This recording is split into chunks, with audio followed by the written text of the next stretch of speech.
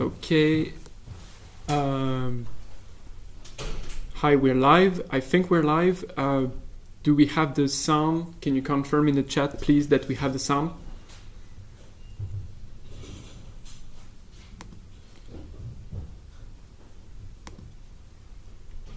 Okay. So, can you hear me? Okay, it works. Great. Once again, we're in Paris. I'm here to give you an update on where we are, where we sit at Lynx, what's currently going on, what I can share with you. As usual, I'm trying to share the best I can and what's going on around the company, around the project now. It's been a few busy months, as you can imagine, for the community that follows the project a lot. Maybe we've been quite silent, or maybe a bit more than usual. It's because we had a lot of going on, and now I can share a bit more. So I'll start with the hardware, with the software, and then about the company updates that I can share and that I'm happy to share. Currently, the hardware, we are building what's called PVT. So PVT is this kind of last batch before mass production. So it's using the same line as DVT, and it's called product validation and testing. It's the 500 units that are compliant with the specs, that are also super polished, that are in the box as well. And also, most importantly, they follow the certification for FCC and CE, and also various other countries that we passed. So we had a lot of work to do to finally, be compliant with everything regarding production, and we are at that stage. The first pallet that will arrive at the office is at the end of March. So as soon as I have something, we'll send a photo. Again, we'll open all the boxes, make sure that the devices are up to the level of quality that we deem acceptable.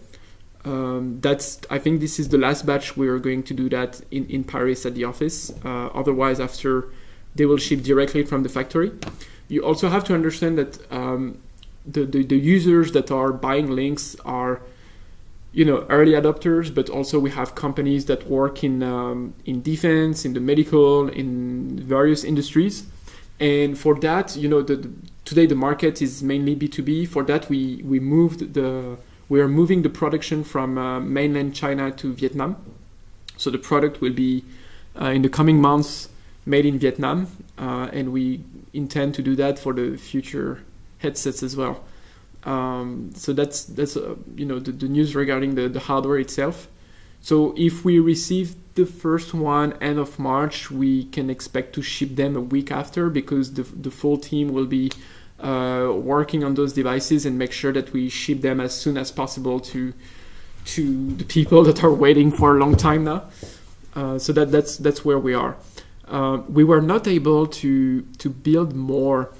And I touch on that subject a lot of times already now, but we were not able to build more, not because of technical issues, because of engineering problems, mainly because we didn't have the resources. We had to wait to have enough orders, to have the money to be able to buy the components, to take loans to do that, to make a lot of. We have a huge financial burden regarding production. It's a super risky endeavor, and you can ask other small companies that are trying to do the same in this space. It's very capex intensive, which means that you need to put a lot of capital of your company on the line. It's super risky. Sometimes you don't even have that. So that's what the position we were in, and I will touch on that subject after I talk about software in a couple of minutes. But regarding the hardware, it's mainly because we didn't have enough resources up until now. Spoiler. But we were clearly lacking financial resources to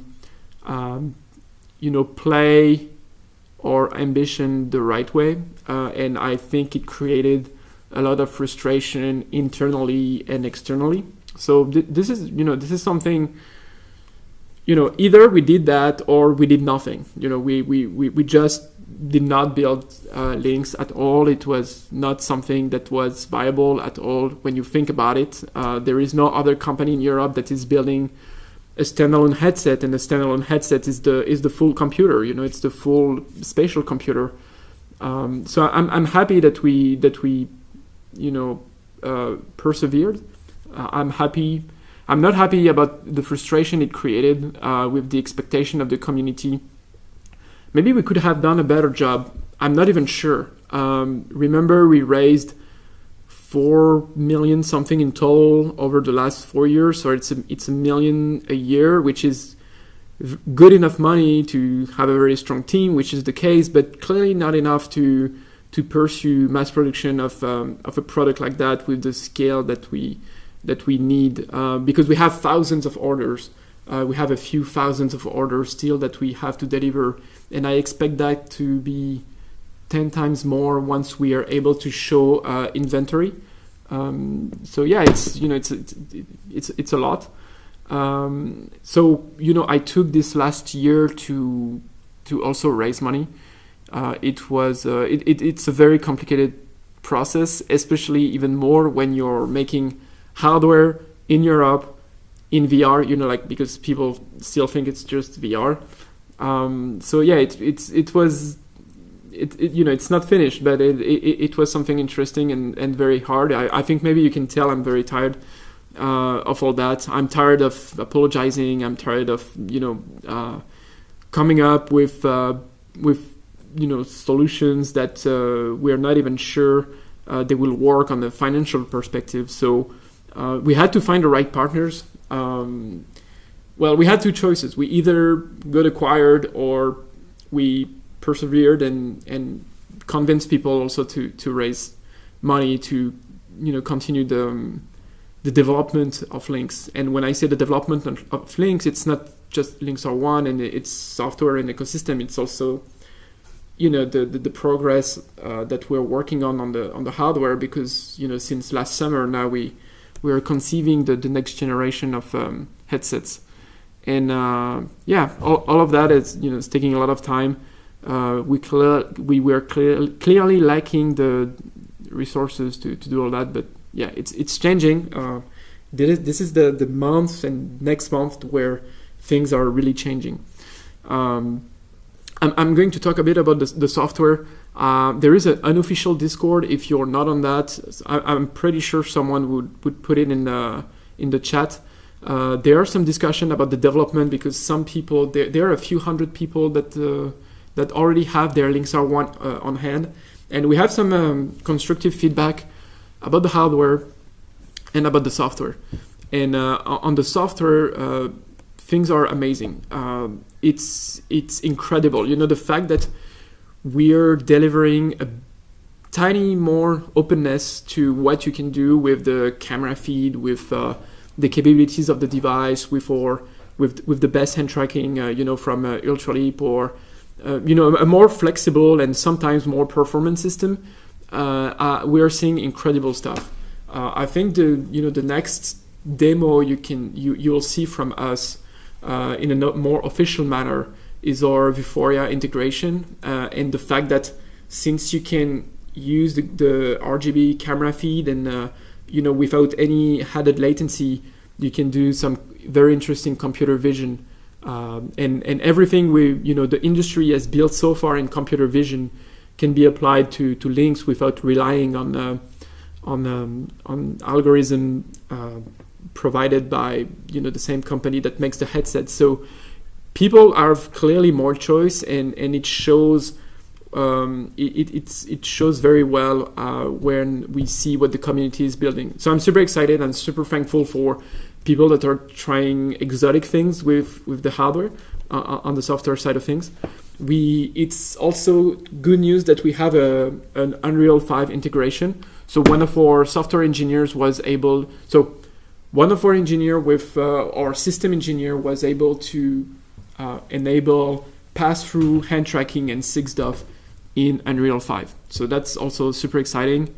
It's on our website. I will put it in the chat so you can see. You can download if you want the SDK, if you want to try that for some of you that have your device and were not aware that we finally have Unreal compatibility. Again, underlying all that, it's our OpenXR runtime, which is super helpful to scale or adoption to various engines. So we have Unity, Unreal. Some work were done with Godot. We'll have to check on that and maybe refresh that a bit, because now we are also compatible with the standard Chronos loader from OpenXR. So that's also super great for compatibility with existing apps that you probably don't even need to recompile sometimes. I've seen some interesting work around that. So yeah, we have Unreal, Unity, finally, the very big two engines. So that's on the software. We're also working. We have an engineer working on. So we have two interesting features I can tell you about. The first one is an ability to cast what you see in the headset to an HDMI feed or a Miracast, a casting device. So we are working on that, because you are able to get the RGB feed on our shared memory, and we are now also able to capture the virtual objects. So we made the compositing in the runtime through an extension of OpenXR that we developed, and we will be able to, you will be able to cast what you see in your device to another device without the weird distortion of the lens, which is a problem. So we have that, which is probably coming in the next update, or the next firmware update, or the next one after. And we have a new hire. We have a new system engineer. So I expect, in the coming months to have the system team growing. So in the software team, we have people working on applications like the launcher, like the web browser, like the things that are very close to the end user. And we have a system engineering team that is working on the firmware, that is working on system and very dirty stuff like firmwares and drivers. The thing that no one wants to do, that's them. That's what they're doing. And we have a new hire related to that. So we have a new engineer that arrived 2 weeks ago now. And he's working. We asked him that his first work is something fundamental to what we're doing at Lynx. It would be the ability to, in our firmware, we have things that are coming from example, from Qualcomm or from Ultraleap that are closed sourced, and maybe there are some stuff we can't share because of NDA, and that it's very hard to work around this Qualcomm legal thing. So we ask partners like how we could do to let our users be able to create custom firmware versions on their own without compromising this legal challenge. And that system engineer is working on the pipeline where you're able to pull the open source part of Lynx, like most of our stuff, including the Android image, including some stuff that are very low level. So if you want to change the boot logo, or if you want to change the launcher app or things like that, you'll be able to do that in the near future, because we're working on a build pipeline where you're able to build your own image, because we have customers that need to do very specific stuff on the DSP or on the GPU that you can't access when you're just an application from a user. So I think we'll be the first to enable that, and I think it's going to deepen this connection we have with our users, and create a lot more values, because you'll be able to tap very, very deep in the system and be able to fork our OS. So I think that's great. It follows the philosophy I wanted to push for the product and what we are building. So we are working on that. So those are the exciting stuff we can share today with the hardware and the software. There is also stuff I wanted to share, as I told you at the very beginning, about the company itself. We had a hard time communicating. We had our own internal challenges as the team is growing. So now we are a bit more than 20 people. It's still incredibly low for what we have to do, and we're clearly still understaffed. But we're growing, and there were some internal issues we had to solve. Nothing crazy. The usual company growing. So we had to work internally, and we also had to work on this fundraising that I told you about. And I can't make any announcements, but let me put it this way. We were burdened, like 95% of our issues so far with the Lynx project were tied to our financial capacity. And when you look at other companies working in space, like building their own hardware and also their own OS and ecosystem, these are like the small ones are billion-dollar companies, and the big ones are trillion-dollar companies. And we're super low on the food chain, and it's completely crazy still what we're building. So there was no financial reality in front of what we were trying to accomplish. And my message to you, for some of you that are maybe not trusting that we could be a success, is that it's changing. We found the right partner. We can't make any official announcement yet, but at least the next stage of our company is going to still be in Europe. It's still going to be Lynx. We are not getting acquired.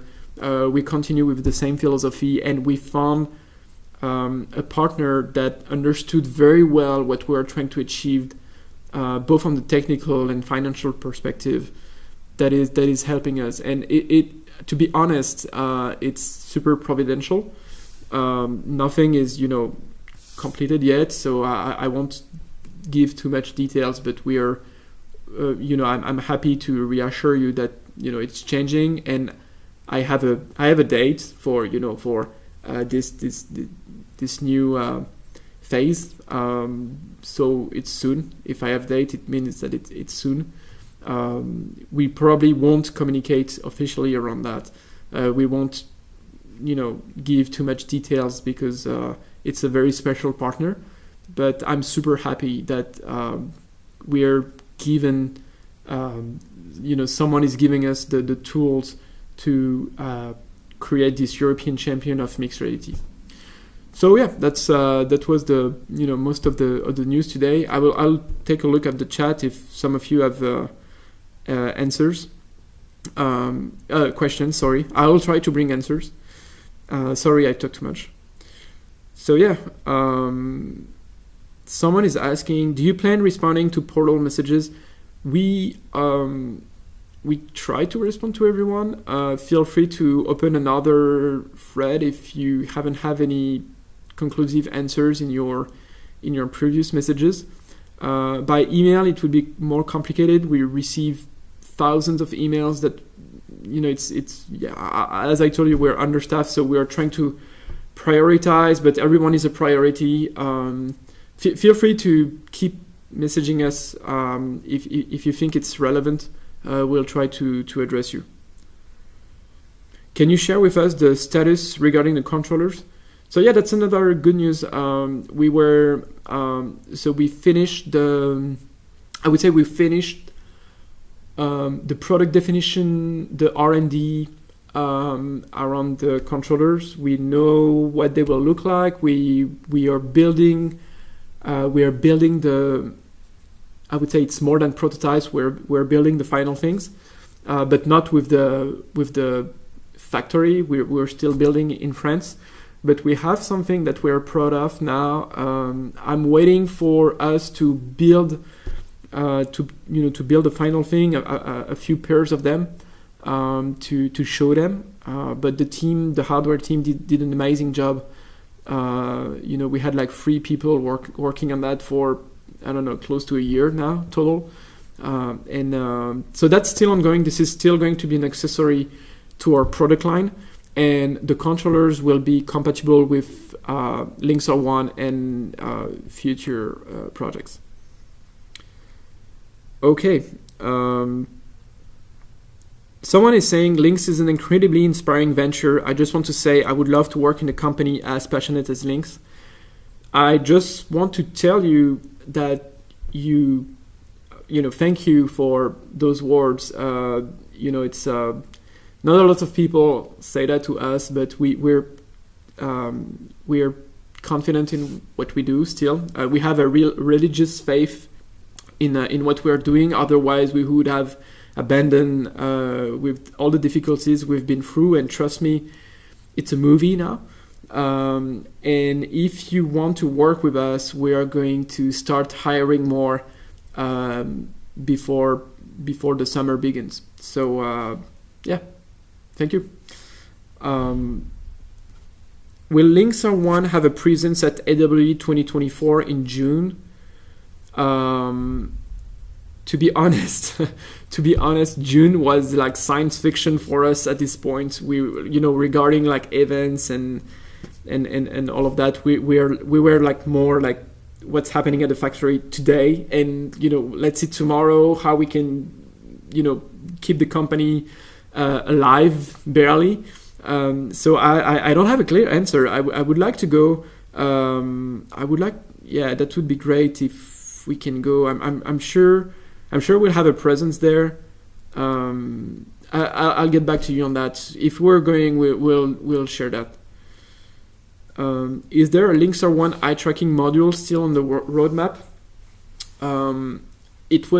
We were working around that with other companies and also ourselves, regarding eye tracking, because eye tracking is going to be important in the future. Again, no spoiler, but for Lynx R1,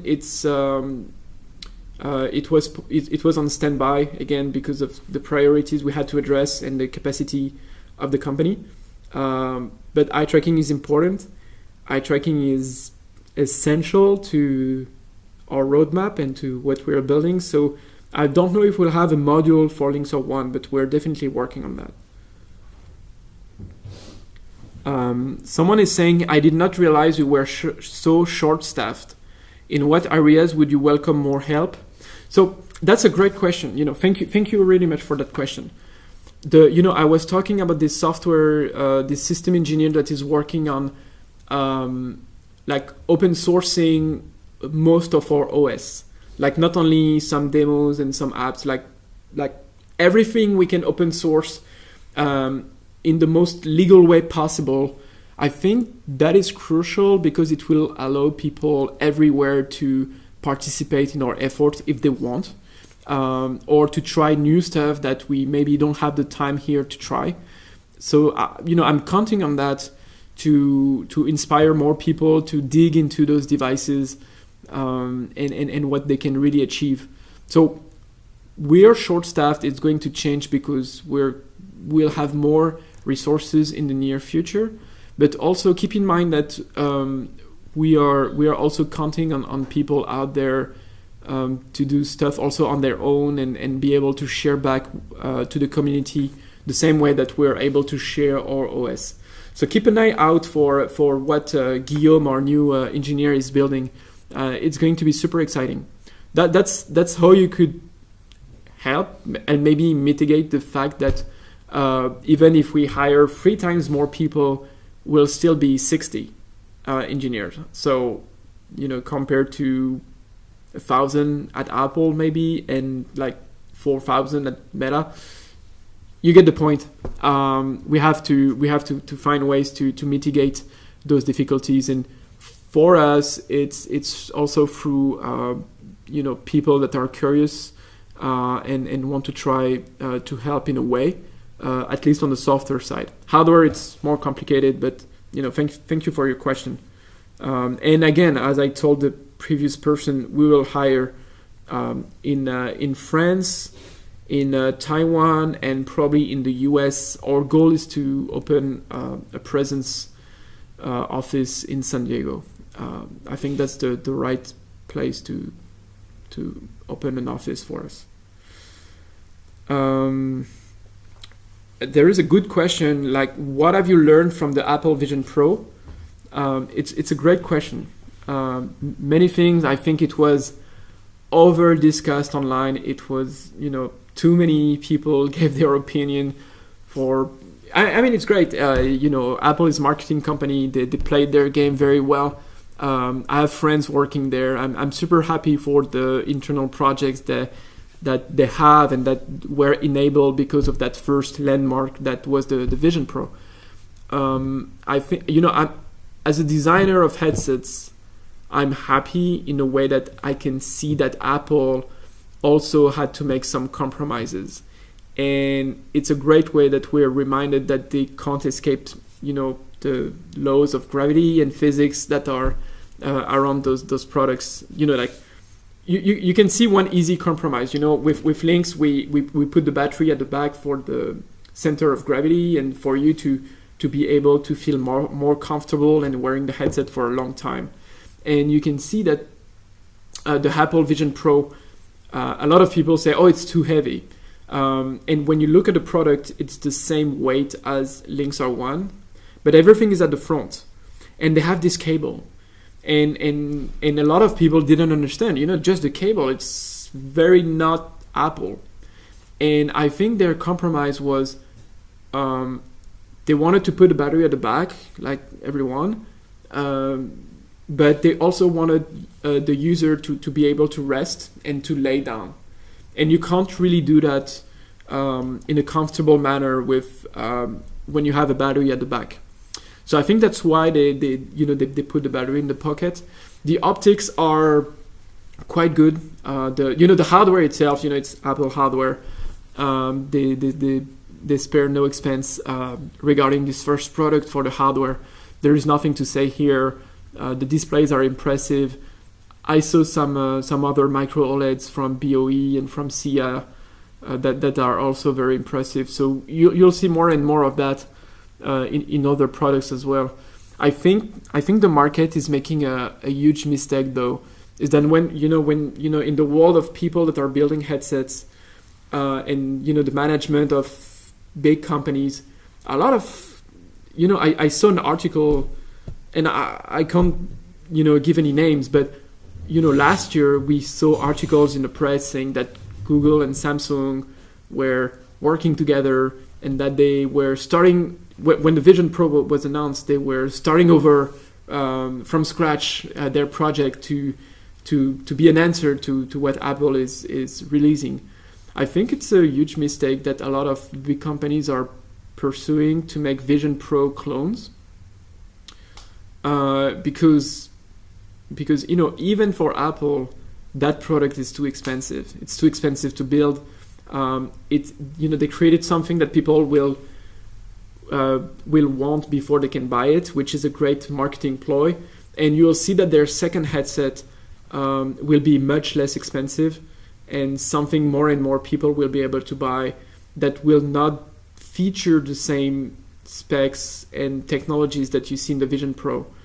And what's super interesting is that Apple is there, and their second version, like the Vision Note Pro, will be here, and Lynx R1 is there and will be here, and the second version and their second version will probably be very close, to be honest, because we follow the same principles with hand tracking first, with pass-through, with all of that.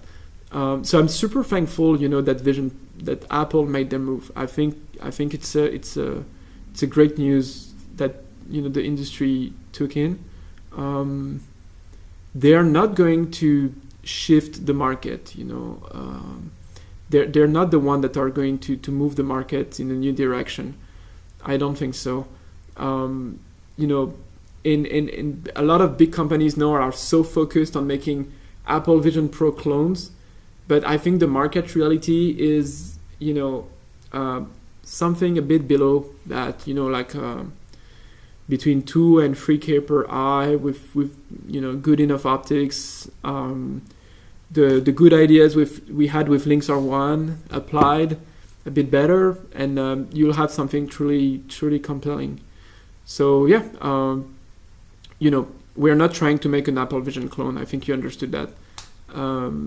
We are still trying to do our own stuff, and the risk we took with Lynx R1, I still want us to have this, this adventurous take on what AR and VR can be. We are trying new things, just like we did with Lynx R1. There is a convergence on hardware, and we want to try to escape that, to have a more opinionated device, and I think people appreciate that, and that's how we push for progress instead of everyone doing the same stuff, or like following the guidelines of a reference design or what Apple or whatever Apple is doing. So we still have our own opinion on how things should be designed, and our industrial designers are doing an amazing job since last summer as we are working on a new project. Okay, I talk way too much. I'll keep answering some other questions. Has the price of the Apple Vision Pro made you consider making a more advanced and expensive version of the Lynx headsets? No. I'll try to give a simple answer. I think the only company able to sell a 3,000 and more headset is Apple. I think they're the only one. HoloLens, for example, was around that price. I know it's different class of devices, but same target of price. In the whole life of HoloLens, they haven't sold that what Apple Vision Pro sold in a week. When you think about it, so I think only Apple could pull this stunt. So we're not going to go super high level because there are also other companies there. There is Vario, there is Very Engineers. You need to have, you have to focus somewhere. And I think our focus at Lynx is bringing something between what Quest will build and what Meta will build and what Apple is proposing. In terms of price and features, I think there is a play for being in the middle of all that, and we'll stay in the range that we're in terms of features. Of course, we'll bring way more than what Lynx R1 was doing, because when I look at Lynx R1, I'm super proud of that. I'm super proud of that we were able to design it, that we were able to build it with Compal and Qualcomm and Ultraleap. But I also see all the issues and compromises we had to make. So the next project will be also amazing. So no, we won't. Don't expect from us to see a $2,000 or $3,000 headsets. We for me there is. I don't think there is a market reality to this opinion. I'm going to go on. What do you think of Android XR, and is this complemented for the Lynx? We heard about Android XR the same way Meta heard about it. I can't give any comments. I don't want to breach any non-disclosure agreements, but so far we're not compatible with Android XR, and so far I still want us to build our own platform. And if you take Android XR, you also have this risk of having Google services and in your headset, and you're just another Google headset. So for now, my opinion is that maybe Android XR is a Trojan horse to headset manufacturers. Probably. Maybe I'm wrong. I haven't have a lot of discussion around that. It's still very early. There were leaks about them, about Meta and Android XR. I've never seen a demo of that. It was not announced officially. So far, nothing to comment more about that. Wow, we have someone from the Bermuda Island tuning in. That's crazy. What's the status of Snapdragon Spaces on Lynx R1? I can give you an answer to that. so we're still very excited about what Qualcomm is building with Spaces. There were issues, like technical issues for one time, just technical issues regarding Spaces with Lynx R1, but you can expect in the future that our runtime will be able to support Spaces for other projects. Sony did announce their XR headsets at CES, and they rip off your Lynx Armor headset you're working on. So Sony and Siemens did indeed announce a headset. Keep in mind that when you see something advertised from Sony and Siemens, they're not the least expensive products from both of these companies usually. So this headset will be, I expect it to be super expensive. There were no indication of the price, and also you have to know, like from what I heard, that it's more like it's standalone, but not really. Like it's intended to be used with a workstation, yeah. Well, I won't comment on the design because they tried. They arrived at the same conclusion as we did, which is a good news. But I'm not sure they have. They still have everything. Will WebAR will be supported in the Lynx R1? Volvic doesn't appear to see this as a priority. We had to pause our work with Volvic for priority and financial reasons for quite some time. So the last build we have from them is from, probably September. We will continue to work with them and to update the brother before this summer. And I think they made an amazing progress because they switched their, the backend of the browser was Gecko from Mozilla, and they told me that when they switched to Chromium, they saw 3 times more performance and frames per second. So I can't wait to update Volvic on our Lynx platform.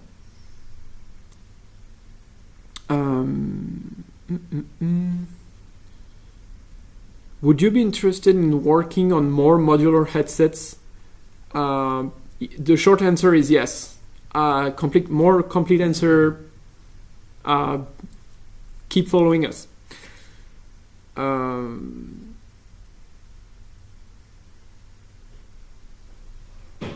Okay, so I think we've gone through most of the questions for tonight. I'm happy to give you some news. I will be happy to also give you more news next month. There, as I told you, it's what's happening around us. It's like a movie. It's like we are living through a Netflix series. A lot of people are still rallying, with us. A lot of people want Lynx to be a success. I think we were right to pursue the effort, and the team is super thankful for most of the comments that we see, and we are aiming at ending this frustration of us not being able to deliver as much as we can in the coming weeks. So stay tuned. You can follow me on Twitter. You can follow the company on LinkedIn.